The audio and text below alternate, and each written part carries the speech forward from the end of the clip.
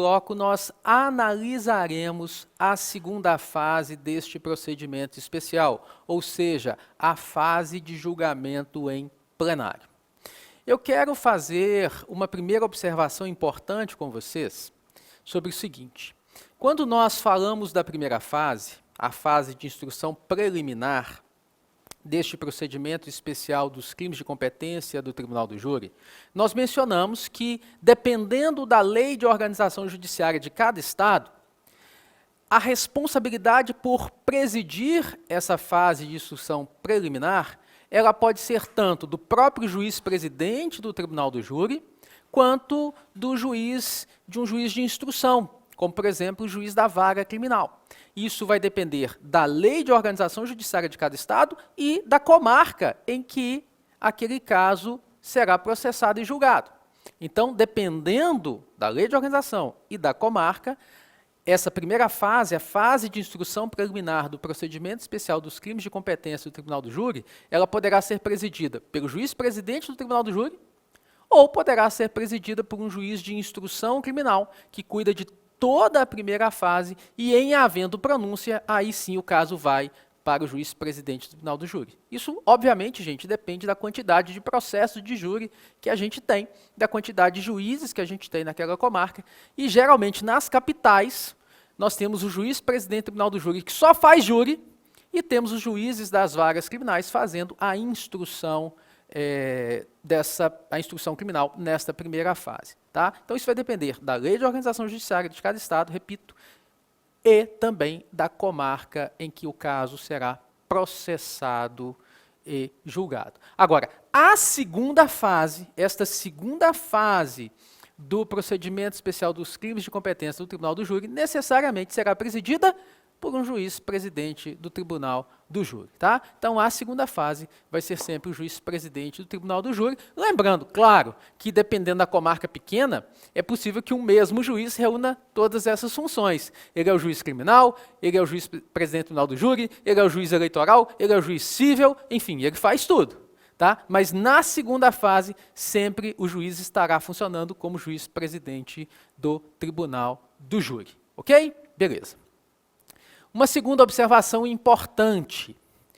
Eu só tenho segunda fase do procedimento especial dos crimes de competência do Tribunal do Júri quando na primeira fase, a decisão final tomada na primeira fase é uma decisão de pronúncia ou quando eu tenho uma decisão posterior que mandou o réu a julgamento em plenário. Então, vamos lá. A gente viu que a primeira fase, ela começa com o recebimento da denúncia ou uma eventual queixa numa ação penal privada subsidiária da pública e vai até uma de 4 decisões. Pronúncia, impronúncia, desclassificação própria ou absolvição sumária.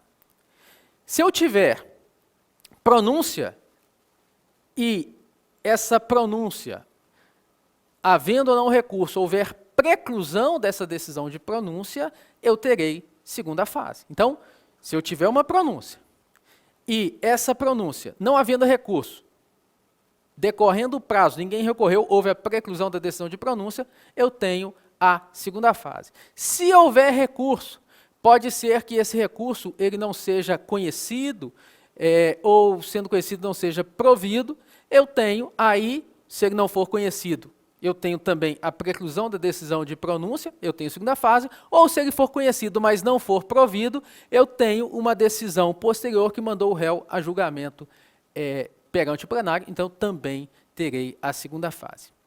E eu posso ter ainda uma das outras 3 decisões, por exemplo, absolvição sumária ou impronúncia, que são decisões impugnáveis por apelação, conforme o artigo 416 do CPP. Então, se eu tiver uma absolvição sumária ou uma impronúncia, e aí o MP interpõe recurso de apelação com base no artigo 416 do CPP, o caso vai no tribunal, o tribunal fala, olha, o juiz está errado. Esse caso aqui, o réu tem que ir a julgamento perante o conselho de sentença, perante lá o plenário do júri. Então, o tribunal aí, na segunda instância, manda o réu a julgamento em plenário. Eu tenho uma decisão posterior que mandou o réu a julgamento em plenário, eu também terei a segunda fase. Eu ainda posso ter uma decisão por exemplo, uma decisão de desclassificação própria, o juiz, presidente do tribunal do júri, ao invés de pronunciar, ele entende que não houve homicídio doloso, ele entende que houve lesão corporal seguida de morte, então ele não pronuncia, mas sim ele desclassifica propriamente, ele desclassifica de um crime doloso contra a vida para um crime não doloso contra a vida, e com essa decisão ele manda o caso para o juiz da vaga criminal comum. Contra essa decisão, cabe recurso em sentido estrito lá do artigo 581, inciso 2 do CPP. E aí, esse recurso em sentido estrito é apresentado e o juiz que havia desclassificado, lê os argumentos do MP e fala, olha, o MP tem razão, eu fiz errado aqui. Então o juiz volta atrás da decisão dele, e pronuncia. É possível também. Tá? Mas o que interessa é o seguinte, a gente precisa ter em mente, eu coloco todas essas possibilidades para vocês entenderem, né? Mas a gente precisa ter em mente que eu terei segunda fase do procedimento do júri se eu tiver a preclusão de uma decisão de pronúncia ou a preclusão de uma decisão posterior que mandou o réu a julgamento em plenário. E eu tenho todos esses cenários que eu acabei de passar para vocês. Pronúncia, sem recurso, decorreu o prazo, precluiu, segunda fase. Pronúncia, houve recurso, não foi conhecido, precluiu, segunda fase. Pronúncia, houve recurso, o recurso contra a pronúncia qual é? Recurso em sentido estrito, tá? 581, inciso 4. Houve recurso, o tribunal conheceu, mas não deu provimento e mandou o réu ao julgamento, perante o conceito de sentença, eu tenho segunda fase. Decisão de absolvição sumária ou decisão de impronúncia.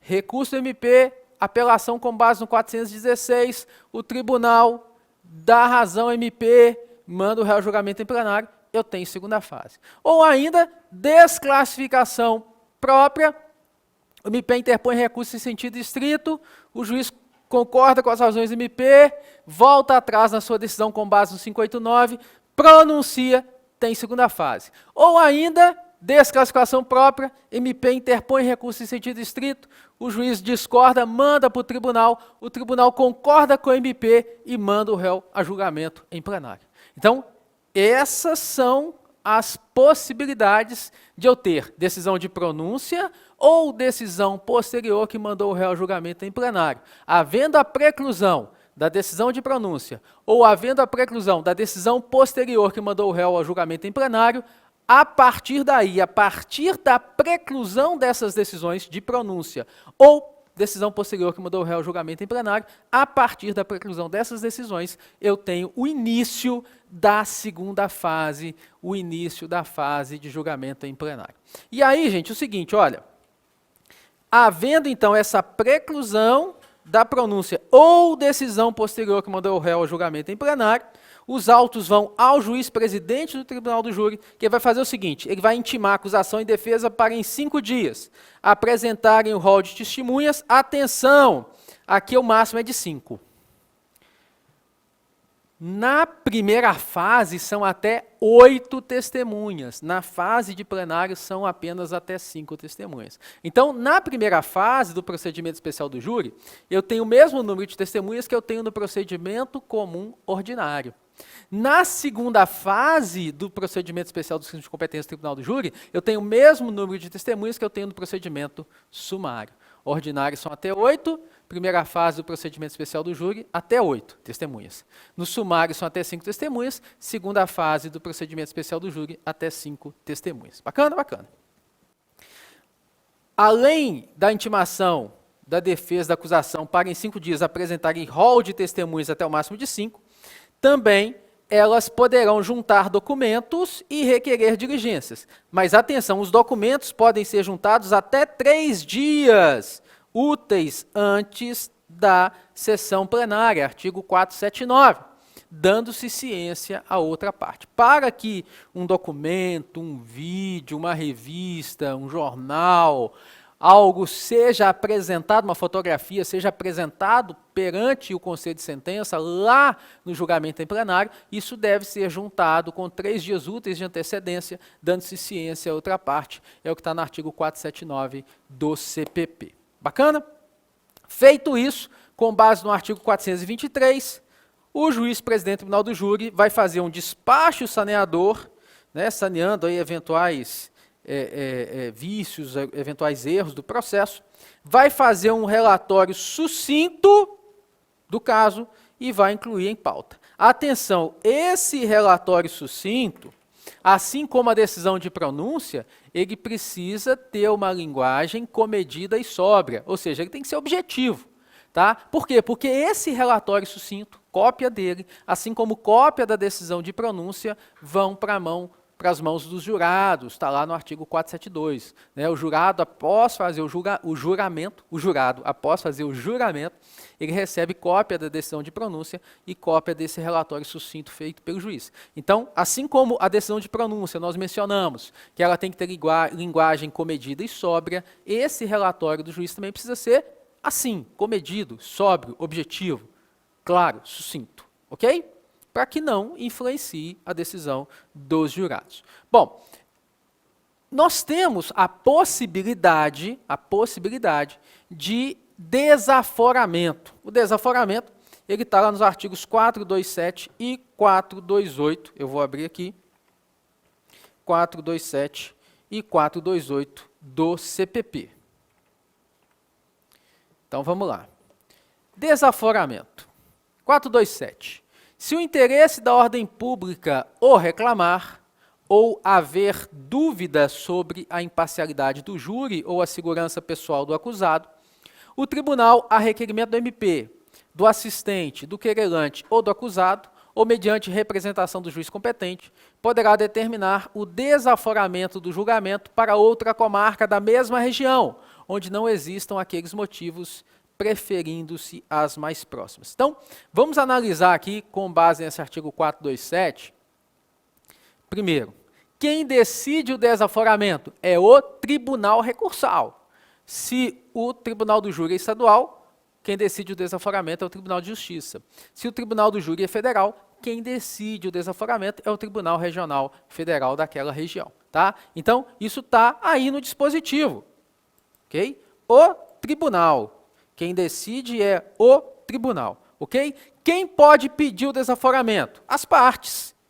O Ministério Público pode requerer, o assistente de acusação pode requerer, o querelante pode requerer ou o acusado pode requerer. Então, as partes podem requerer o desaforamento. Mas atenção, além das partes poderem requerer o desaforamento, o juiz também pode representar por ele. Então, vejam aí que o desaforamento também pode ser determinado mediante representação do juiz competente. E perceba o seguinte, gente, eu sempre insisto nisso, né? Parte requer, quem não é parte representa. Então, vocês percebam que o MP requer, o assistente de acusação requer, o querelante requer, o acusado requer. O juiz representa. E a palavra representar é a mesma palavra empregada quando nós estamos tratando de delegado de polícia, porque o delegado de polícia também não é parte, então o delegado de polícia também representa, tá? Então, delegado representa, juiz representa, tá bom? Agora, atenção, que o parágrafo 3º do artigo 427, ele fala o seguinte: será ouvido o juiz presidente quando a medida não tiver sido por ele solicitada. Então, se quem fizer o requerimento for MP, assistente de acusação, querelante ou defesa, o juiz será ouvido. Agora, se ele mesmo tiver representado, aí as outras partes serão ouvidas. E atenção, nós temos súmula neste caso, nós temos a súmula 712 do STF, que fala que quando o desaforamento não tiver sido requerido pela defesa, ela precisa ser ouvida, ela precisa se manifestar sob pena de nulidade absoluta. Então, quando o desaforamento não tiver sido requerido pela defesa, ela tem que ser intimada para se manifestar sobre aquele pedido, sob pena de nulidade absoluta. E nós temos ainda o desaforamento do 428. Nós temos ainda o desaforamento 428, que é o desaforamento em razão de comprovado excesso de serviço, ouvidos o juiz-presidente e a parte contrária, se o julgamento não puder ser realizado no prazo de 6 meses, contado do trânsito em julgado da decisão de pronúncia. E, quando há o desaforamento, quer seja por excesso de serviço do artigo 428, quer seja por questões de dúvida sobre a imparcialidade do júri, ou a segurança pessoal do acusado, ou ainda por interesse da ordem pública, nestes casos, o desaforamento será feito para uma outra comarca, onde não subsistirem esses motivos, mas que seja a mais próxima possível. Então, se você pensar em locais como, por exemplo, Governador Valadares em Minas e Ipatinga em Minas, são cidades a 100 quilômetros de distância, com vidas sociais completamente distintas, em que as pessoas de um local quase não conhecem a de outro local. Então, um júri que em Valadares haverá dúvida, sobre, por exemplo, sobre a imparcialidade dos jurados, então ele pode sair de Valadares e vir para Ipatinga, porque provavelmente aquele autor do crime, que é muito conhecido lá em Valadares, é muito temido às vezes lá, ele sequer é conhecido em Ipatinga, o pessoal vai julgá-lo sem maiores problemas. Você pode pensar isso em cidades como, por exemplo, Rio de Janeiro e Niterói. Né? Você pode pensar isso, por exemplo, Guarulhos, Campinas. Então, você desafora de uma cidade onde existem os motivos, por exemplo, interesse de ordem pública, imparcialidade, dúvidas sobre a imparcialidade do júri, questão de segurança pessoal do acusado ou excesso de serviço, você retira daquela cidade e leva para uma outra comarca onde esses motivos não subsistam, mas que seja a mais próxima possível. Então, às vezes, uma cidade a 100, 150, 200 quilômetros, mas que tem uma outra vida social em que aqueles motivos não subsistem, é o que determina o Código de Processo Penal. Bacana? Bom, o que mais que a gente precisa falar sobre a segunda fase? Essa segunda fase de julgamento em plenário, nós temos a composição do tribunal do júri pelo juiz presidente do tribunal do júri e por 25 jurados. Então, o tribunal do júri ele tem como composição um juiz togado, que é o juiz presidente do tribunal do júri, e 25 jurados.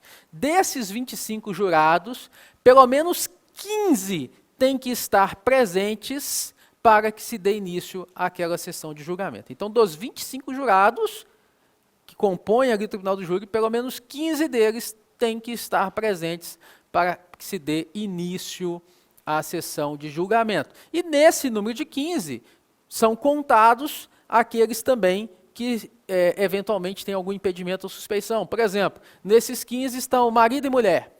Não tem problema, eles vão entrar para o cômputo dos 15. Eles não podem servir no mesmo conselho de sentença. Se um for sorteado, o outro automaticamente não poderá ser sorteado. Mas, para o cômputo dos 15, para início da sessão, todos eles são contados, é o que diz o artigo 463 caput e seu parágrafo 2º do CPP. Então, um juiz togado, 25 jurados, desses 25, pelo menos 15 têm que estar presentes, ainda que impedidos ou suspeitos, e desses 15 serão feitos os sorteios nominais e 7 vão compor o conselho de sentença. Cada parte, gente, isso está no artigo 468, cada parte pode recusar sem motivo até 3 jurados.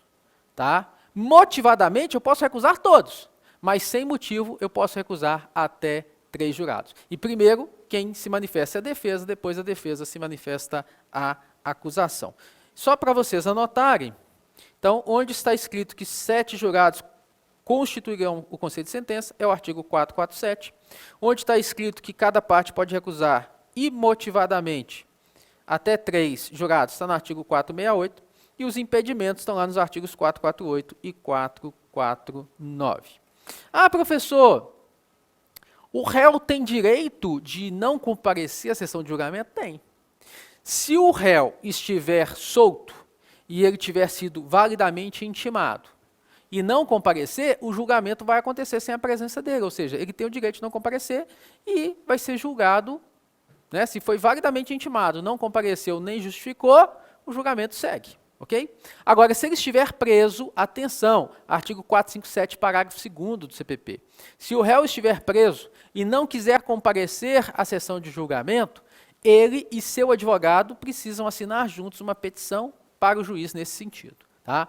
Então, quando o réu está preso e não quer comparecer ao próprio julgamento, ele e seu advogado assinam uma petição juntos, encaminhando para o juiz, requerendo que ele não seja levado até a sessão de julgamento.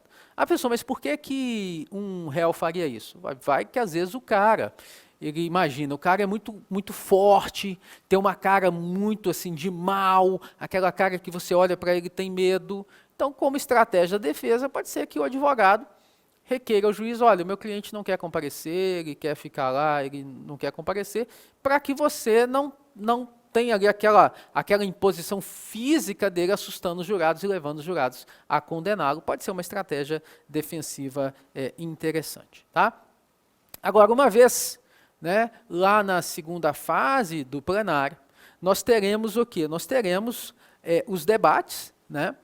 A acusação, ela fala por 1h30, a defesa fala por 1h30, e se a acusação voltar na réplica, ela terá 1 hora de réplica e a defesa terá 1 hora de tréplica, ok? Agora, se eu tiver mais de um réu, nesse tempo de 1h30 da acusação, eu aumento 1 hora, vai para 2h30. No tempo de 1h30 para a defesa, eu aumento 1 hora, vai para 2h30 também. Na réplica do MP, ao invés de 1 hora, passam a ser 2, porque eu acrescento 1 hora também.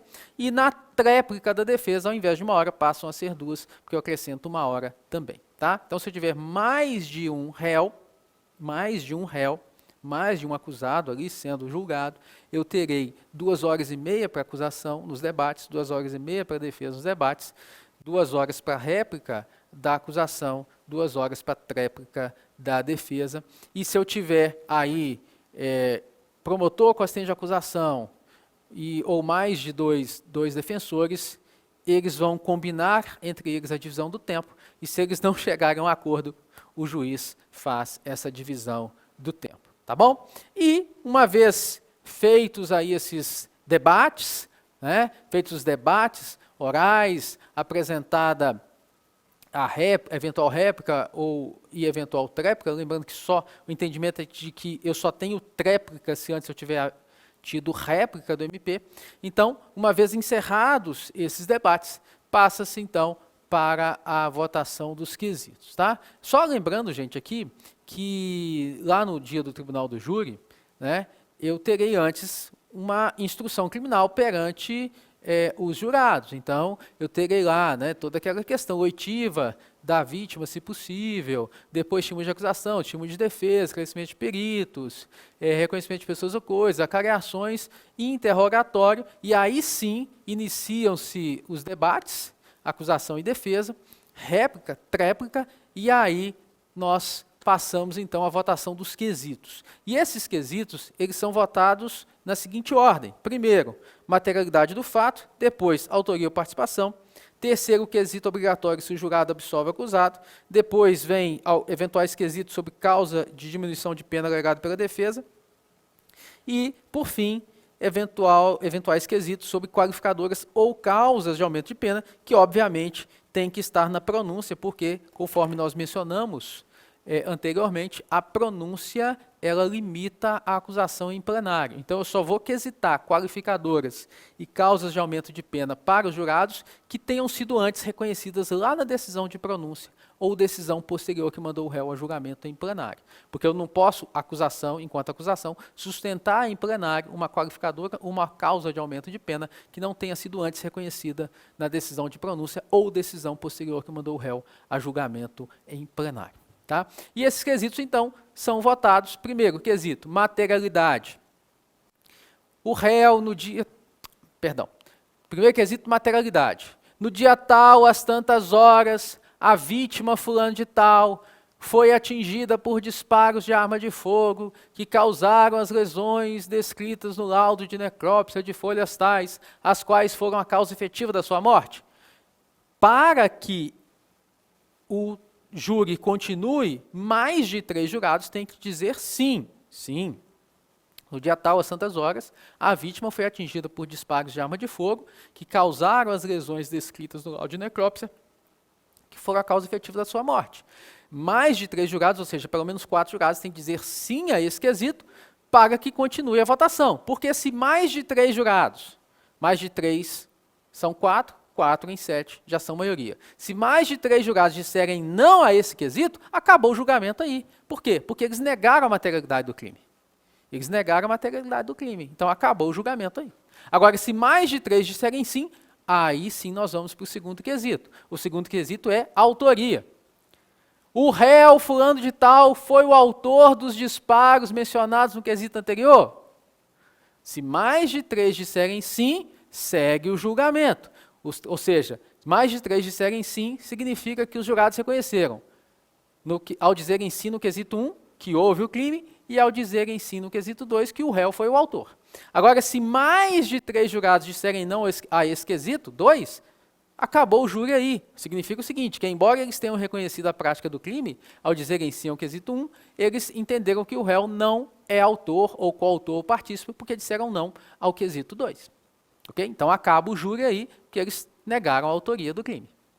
Agora, se eles disserem sim, tanto ao quesito 1, aí vota o quesito 2, disserem sim ao quesito 2, aí vota o quesito 3. Ok? Então, atenção, eu só chego no quesito 3, que é o quesito obrigatório, que pergunta para o jurado se o jurado absolve o acusado, eu só chego nesse quesito 3 se antes os jurados disserem sim ao quesito 1, materialidade, e sim ao quesito 2, autoria. Então, dizendo sim ao quesito 1, materialidade, e dizendo sim ao quesito 2, autoria, aí sim eu voto o quesito 3, em que o jurado é perguntado: o jurado absolve o acusado? Está lá no artigo 483, parágrafo 2º. Aqui, se o jurado disser sim, o acusado está condenado. Aí vai só se discutir depois se há alguma causa de diminuição de pena, ou alguma qualificadora, ou alguma causa de aumento. Mas ele já está condenado. Agora, se os jurados disserem não, ele está absolvido. E quando os jurados disserem não a esse quesito 3, não cabe recurso por decisão manifestamente contrária à prova dos autos, conforme decisão do STF no RHC 117.076. E por que não cabe recurso por decisão manifestamente contrária à prova dos autos? Porque o jurado só absolve com base nesse quesito quando antes ele já disse sim ao crime e sim, o réu é autor. Mas, mesmo assim, eu o absolvo. E aí não interessa o motivo pelo qual ele está absolvendo. Ele pode estar absolvendo por clemência. E aí não é uma decisão manifestamente contrária à prova dos autos, porque o jurado concordou com o MP. Sim, teve o crime, sim, o réu é o autor. Mas dane-se, eu vou absolver a si mesmo. Porque para mim, aquela vítima tinha que morrer mesmo. Era um monstro que batia na mulher, que estuprava a filha, e tinha que morrer mesmo. Então, eu dou clemência a ele e o absolvo. E quando a absolvição for com base nesse quesito obrigatório, segundo o Supremo, não cabe recurso por decisão manifestamente contrária à prova dos autos. Bacana? Agora, gente, para a gente fechar, a gente vai discutir aqui com vocês o artigo 492, inciso 1, a linha E, tá? Que trata dessa questão de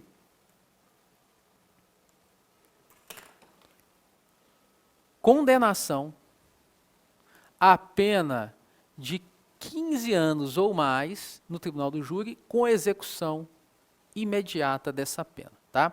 Quando a gente vai lá no artigo 492, inciso 1, a linha E, está escrito, olha, em seguida o presidente, ou seja, o juiz-presidente do tribunal do júri, proferirá a sentença que, no caso de condenação, a linha E, mandará o acusado recolher-se ou recomendá-lo à prisão em que se encontra, se presentes os requisitos da prisão preventiva, até aí nenhuma discussão, se houver requisito da prisão preventiva, às vezes o cara já está respondendo o processo preso, continua preso. Ou está solto, mas tem requisito preventiva, manda prender. O problema está na segunda parte desse dispositivo que fala, olha, no caso de condenação a uma pena igual ou superior a 15 anos de reclusão, determinará a execução provisória das penas, com expedição do mandado de prisão, se for o caso, sem prejuízo do conhecimento de recursos que vierem a ser interpostos. Bom, aí, gente, o que acontece? Nós temos aqui a chamada execução provisória da pena. E há uma grande discussão sobre a constitucionalidade ou não dessa previsão. Por quê? Até porque isso aqui foi colocado, foi trazido pela lei anticrime. E a lei anticrime colocou aqui nos parágrafos 3º a 5º o seguinte, ó, vamos lá rapidinho, depois a gente explica melhor. Parágrafo 3º. O presidente poderá excepcionalmente deixar de autorizar a execução provisória das penas, de que trata a linha E do inciso 1 do caput deste artigo, se houver questão substancial cuja resolução pelo tribunal ao qual competiu o julgamento possa plausivelmente levar à revisão da condenação. A apelação interposta contra a decisão condenatória do tribunal do júri a uma pena igual ou superior a 15 anos de reclusão não terá efeito suspensivo.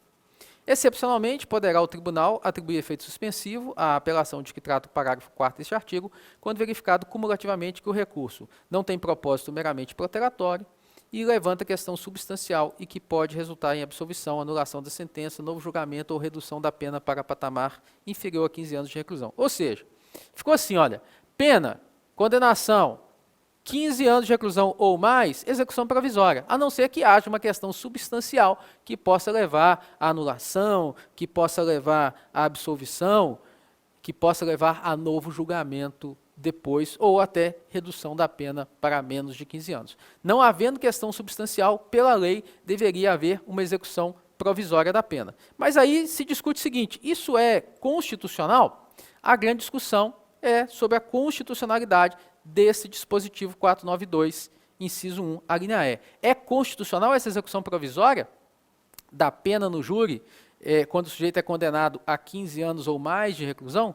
Essa execução provisória imediata, isso é constitucional? Bom, aí nós temos uma discussão, digamos assim, bastante importante, e eu trouxe aqui para vocês os argumentos para a gente tratar dessa discussão, tá? Vamos começar o seguinte, gente, a gente pode começar com os argumentos da Defensoria Pública. A Defensoria Pública de Minas Gerais, ela tem alguns argumentos, sobre isso, eu vou abrir aqui para vocês. Então, vamos lá, argumentos da Defensoria Pública de Minas Gerais, tá? A Defensoria Pública de Minas Gerais, ela fala o seguinte, anotem aí, enunciado 26 da Defensoria Pública de Minas Gerais sobre a Lei 13.964 de 2019.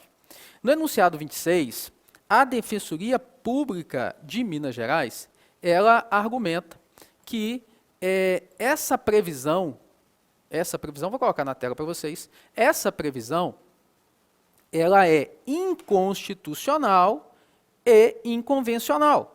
Ela é inconstitucional e inconvencional. Por quê? Porque ela determina a prisão baseada no quantitativo de pena.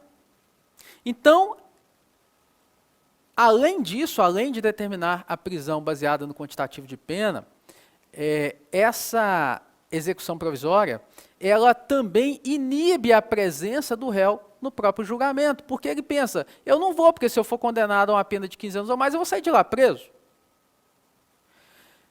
Isso ainda leva o juiz inconscientemente a aplicar uma pena mais alta, por quê? Porque o juiz vai falar, eu vou aplicar uma pena de 15 anos ou mais para que o sujeito já saia preso. E isso ainda viola o princípio da presunção de inocência. Então, nesse enunciado 26 da Defensoria Pública de Minas Gerais, nós temos esse entendimento de que essa linha E, segunda parte da linha E do inciso 1 do artigo 492, ela é inconstitucional e inconvencional. Tá? Porque determina a pena com base no quantitativo de pena, porque isso intimida o réu a comparecer ao próprio julgamento, porque isso estimula que o juiz aplique uma pena maior e porque isso viola o princípio da presunção de inocência, que já foi reconhecido pelo Supremo Tribunal Federal. Tá? Em favor disso, a gente precisa lembrar que a gente ainda tem o artigo 283 do CPP, que só permite, e que já foi reputado constitucional, e que só permite a execução, só permite a prisão em caso de prisão em flagrante ou em caso de prisão mediante ordem escrita e fundamentada da autoridade judicial competente, quer seja prisão provisória, quer seja prisão em decorrência do trânsito em julgado de sentença penal condenatória. Então, a gente, quando vai aqui até o artigo 283, estou abrindo aqui o 283 para vocês, ele deixa muito claro que ninguém poderá ser preso se não em flagrante delito ou por ordem escrita e fundamentada da autoridade judiciária competente, em decorrência de prisão cautelar ou em virtude de condenação criminal transitada em julgado. Esse artigo 283 foi reputado constitucional pelo Supremo. O Supremo decidiu que esse artigo 283 é constitucional, que não cabe execução provisória de pena após condenação em segunda instância, que somente após o trânsito em julgado. Então, logo, ou o sujeito vai ser preso em flagrante delito, ou o sujeito vai ser preso por ordem escrita e fundamentada da autoridade judiciária competente, em decorrência de prisão cautelar, ou seja, preventiva ou temporária, ou em virtude de condenação criminal transitada em julgado. Logo, esse 492, inciso 1, a linha E, ele, além de ser inconstitucional, por ferir o princípio da presunção de inocência, contraria o artigo 283 do CPP. E se a gente for lá no 313, parágrafo 2º, eu vou abrir aqui o 313, parágrafo 2º, do CPP, ele ainda fala o seguinte, olha, vamos colocar na tela para você aí. Não será admitida a decretação da prisão preventiva com a finalidade de antecipação de cumprimento de pena, ou como decorrência imediata de investigação criminal, ou da apresentação ou recebimento de denúncia. Então, não será admitida a decretação de prisão preventiva com a finalidade de antecipação do cumprimento de pena.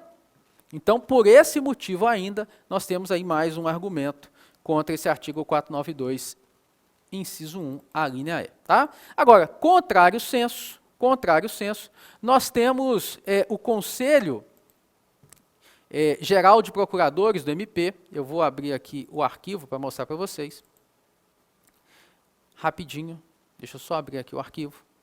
Nós temos o Conselho Geral de Procuradores, vamos colocar na tela, vamos ver se eu consigo colocar na tela, pronto.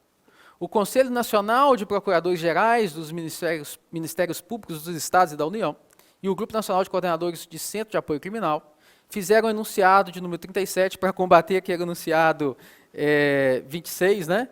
Para combater esse enunciado 26 da Defensoria Pública de Minas Gerais, o Conselho de Procuradores fez esse enunciado 37, que fala o seguinte: a execução provisória da pena decorrente de condenação pelo tribunal do júri é constitucional, fundamentando-se no princípio da soberania dos vereditos. E aí eles argumentam o seguinte, olha, as hipóteses de apelação contra as decisões do júri são muito restritas, então já pode executar a pena, porque diminui muito as chances de uma reforma da decisão do júri. E a coisa fica... Então a gente tem, olha só, uma discussão, a Defensoria Pública de Minas, e as defensorias públicas do país como um todo entendem que é inconstitucional o 492, inciso 1, a linha E do CPP. E trazem os seus argumentos que a gente apresentou aqui. O MP entende que é constitucional essa execução provisória, tá? E fundamenta isso na soberania dos vereditos. Aí quando chega no Supremo, a primeira turma entende que é constitucional e a segunda turma entende que não. Então olha aí, primeira turma do STF, primeira turma, decisões de 2018, decisões de 2020, tá? Argumentos, né? A execução provisória da pena não compromete o princípio da presunção de inocência. Não viola o princípio da presunção de inocência ou da não culpabilidade, execução da condenação pelo tribunal do júri, independentemente do julgamento da apelação ou de qualquer outro recurso. Esse é o entendimento da primeira turma. Tanto é que o ministro Fux mandou prender o pessoal da Boate Kiss. Ok? Já a segunda turma entende o seguinte, olha aí a decisão da segunda turma. Eu tenho decisões de outubro de 2020, de novembro de 2019, da segunda turma, falando o seguinte, olha, que que no caso de condenação recorrível, emanada pelo tribunal do júri, havendo determinação do juiz presidente do tribunal do júri ordenando a imediata sujeição do réu sentenciado à execução antecipada ou provisória da condenação criminal, invocando para tanto a soberania do veredito do júri, isso é inadmissível.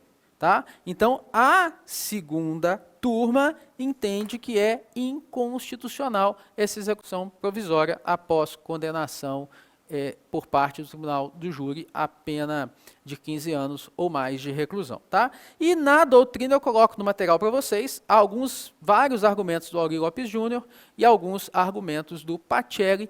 Em resumo,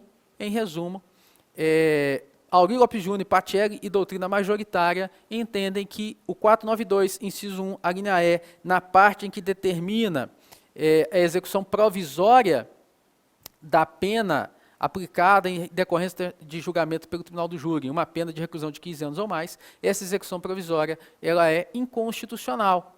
Ela é inconstitucional porque ela fere o princípio da presunção de inocência, que já foi objeto de discussão, inclusive, quando o Supremo Tribunal Federal, nas arguições de descumprimento de preceitos fundamentais, né, lá no 43, 44, 54, ele entendeu pela constitucionalidade do artigo 283 do CPP. Então, neste caso aí, a gente tem o entendimento majoritário da doutrina, no sentido de que essa execução provisória ela é inconstitucional. Bacana? Então, as ADCs, na verdade, né? Eu falei ADPFs, ADCs, nas ADCs 43, 44, 54, nas ADCs 43, 44 e 54, o Supremo Tribunal Federal entendeu pela constitucionalidade do artigo 283 do CPP e, portanto, ou o sujeito é preso em flagrante, ou ele é preso preventivamente, ou ele é preso temporariamente, ou ele é preso em decorrência de uma sentença penal condenatória transitada em julgado. Então, portanto, segundo doutrina majoritária, essa execução provisória decorrente pura e simplesmente da condenação no tribunal de júri a uma pena de 15 anos ou mais, ela fere esse princípio da presunção de inocência. É o entendimento da segunda turma do STF, é o entendimento da doutrina majoritária. Mas nós temos um importante entendimento da primeira turma, que é entendimento referendado pelo Ministério Público, no sentido de que é constitucional essa execução provisória com fundamento na soberania dos vereditos.